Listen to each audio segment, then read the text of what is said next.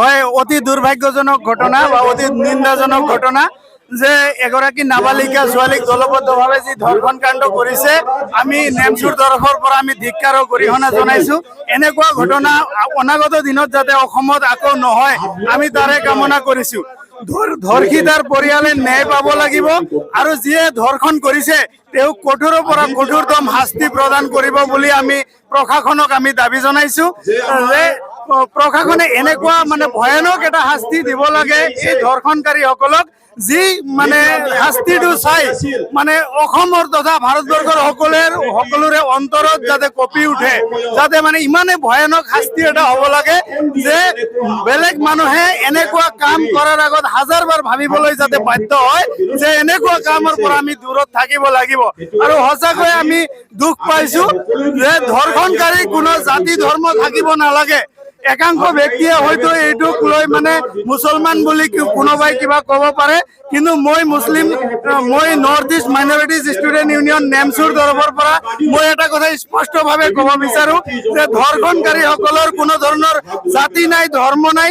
তেওঁলোকে দোষী, তেওঁলোকে মানে অন্যায়কাৰী, তেওঁলোকে দুষ্কৃতিকাৰী, তেওঁলোকৰ জীয়াই থকাৰ কোনো অধিকাৰ নাই। আৰু মই আৰক্ষীক মই অনুৰোধ জনাম, আপোনালোকে ভৰিত গুলিয়াব নালাগে, ডাইৰেক্ট বুকুত গুলিয়াই দিয়ক, ডাইৰেক্ট মূৰত গুলিয়াই দিয়ক। ধৰ্ষণকাৰীসকলৰ এইখন অসমত জীয়াই থকাৰ কোনো ধৰণৰ অধিকাৰ নাই।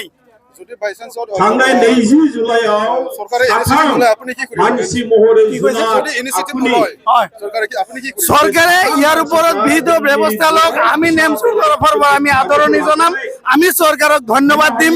ধৰ্ষণ কোনো জাতি ধৰ্মৰ মাজতে হ'ব নালাগে। এনেকুৱা নহয় যে হিন্দু বা মুছলিম বা বড়ো কোনো জাতি ধৰ্ম নাই। ধৰ্ষণ কাণ্ড বন্ধ হ'ব লাগে। প্ৰতিজন মহিলাই সুৰক্ষিত থাকিব লাগে, প্ৰতিজন ছোৱালীয়ে সুৰক্ষিত থাকিব লাগে। বড়োই হওক, মুছলমান হওক, আদিবাসী হওক, নেপালী হওক, যিকোনো জাতি ধৰ্মৰে নহওক কিয় ধৰ্ষণ বন্ধ হ'ব লাগে।